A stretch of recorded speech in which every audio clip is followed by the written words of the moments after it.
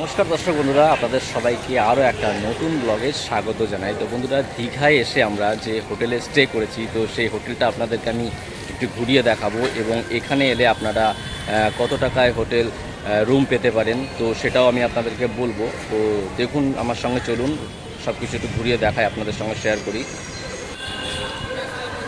তো দর্শক বন্ধুরা, দীঘায় এসে নিউ দীঘায় আমরা এই হোটেলটাতে আমরা স্টে করেছি। তো এই যে এই হোটেলটার নাম হলো মহামায়া ধাম।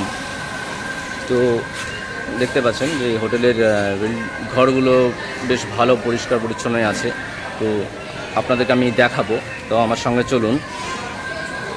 তো ওই যে মহামায়া ধামে, তো এখানে রান্না বান্নার সুব্যবস্থা আছে এবং এটা হচ্ছে মহামায়া ধামের রিসেপশন। তো রিসেপশনটা আপনাদেরকে একবার আমি দেখিয়ে দিচ্ছি। তো এ হলো এই হোটেলের রিসেপশন।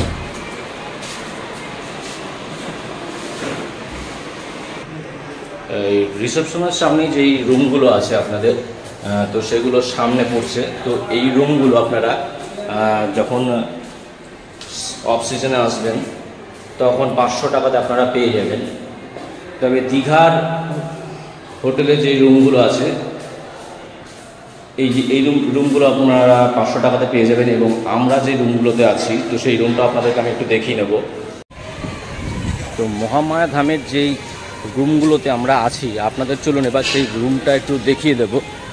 তো চলুন।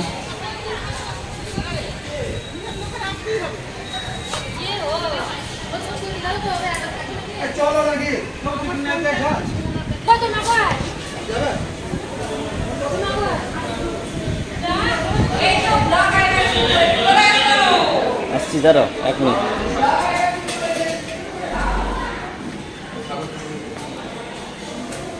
তো এই মহামায়া ধামে আমরা যে রুমগুলো নিয়েছি সেগুলো দোতলাতে অবস্থিত,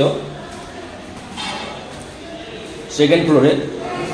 তো সেকেন্ড ফ্লোরে যে রুমগুলো আছে সেই রুমগুলো কিন্তু বেশ ভালো। তো এখানকার যে রুমগুলো আছে সেগুলোর জন্য আপনাদের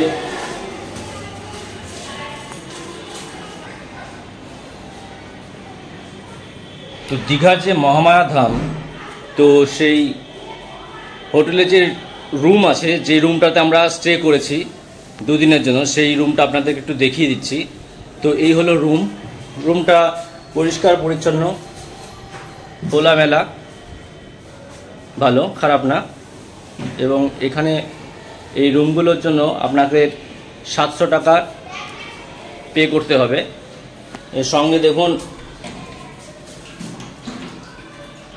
অ্যাটাচ বাথরুমও আছে, কোমোড বসানো আছে।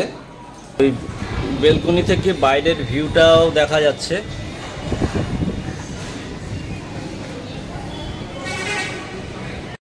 তো বন্ধুরা, আপনাদেরকে আমরা যে রুমটাতে স্টে করেছি সেই রুমটা দেখালাম। তো সেটার জন্য পার ডে 700 টাকা করে পে করতে হবে।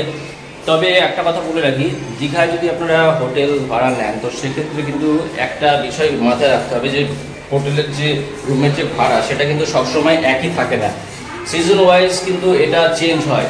অফ সিজনে বললাম যেটা 700 টাকা এরকম দাম থাকে, 500-700 টাকা এখানে রুম পেয়ে যাবেন। কিন্তু যখন সিজন থাকবে, সিজনে কিন্তু আবার এই রুমগুলোর দাম কিন্তু অনেক বেড়েও যায়। তো সেই বিষয়টা কিন্তু মাথায় রাখবেন একটু। তো এখন আপনাদেরকে আমি দেখাবো। তো আর আপনারা যদি ভাবেন যে এখানে একটা বড় টিম নিয়ে আসবেন এবং এই মহামায়া ধামে যদি আপনারা স্টে করতে চান, তো সেক্ষেত্রে দেখা গেল আপনাদের একটা কিচেনের প্রয়োজন পড়তে পারে 40-50 জনের রান্নার জন্য। তো সেক্ষেত্রে কিন্তু এখানে একটা আপনারা কিচেন পেয়ে যাবেন। তো এখানে কিন্তু রান্নাবান্না হচ্ছে, আর এই রান্নাবান্না করার পর যে খাবার যেটা সার্ভ করা হবে, তো এই ফুড সার্ভ করার জন্য কিন্তু এখানে একটা বেশ ভালো বড় সড়ো একটা বসার জায়গা আছে। তো এখানে কিন্তু আপনাদেরকে এই খাবারগুলো সার্ভ করা হচ্ছে। তো এই জায়গায় কিন্তু আপনারা বসে আরামসে খাবার দাবার খেতে পারবেন। এই যে আমাদের এই যে ট্যুরটা যে প্ল্যান করেছে, যে আমাদের অর্গানাইজার পম্পাদি,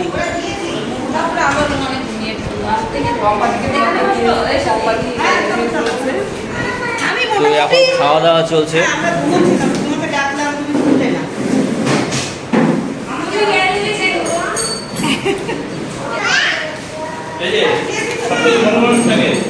হ্যাঁ হ্যাঁ,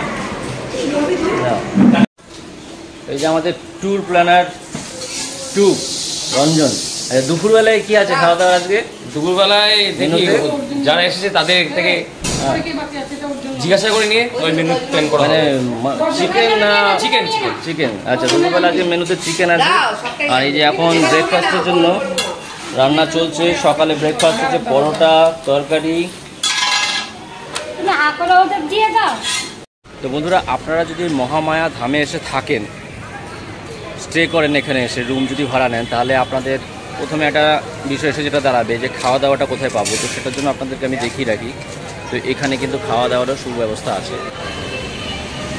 তো যদি আপনারা এই মহামায়া ধামে থাকেন, ঠিক তার পাশে আছে একদম হোটেল সংলগ্ন এই ভুরিভোজ রেস্টুরেন্ট। তো এখানে এলে আপনারা ভালো খাবার দাবার সব কিছু পেয়ে যাবেন। তো একবার আপনাদের এই বসার জায়গাটা আমি একটু দেখিয়ে নিচ্ছি।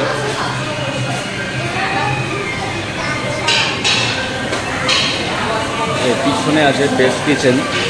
তো এখানে রান্নাবান্না হচ্ছে এবং সেই ফ্রেশ ফুডগুলো এখানে সার্ভ করা হয়। বন্ধুরা, এই ব্লগটা এই পর্যন্তই ছিল। পরবর্তী ব্লগে খুব তাড়াতাড়ি দেখা হচ্ছে। ভালো থাকবেন।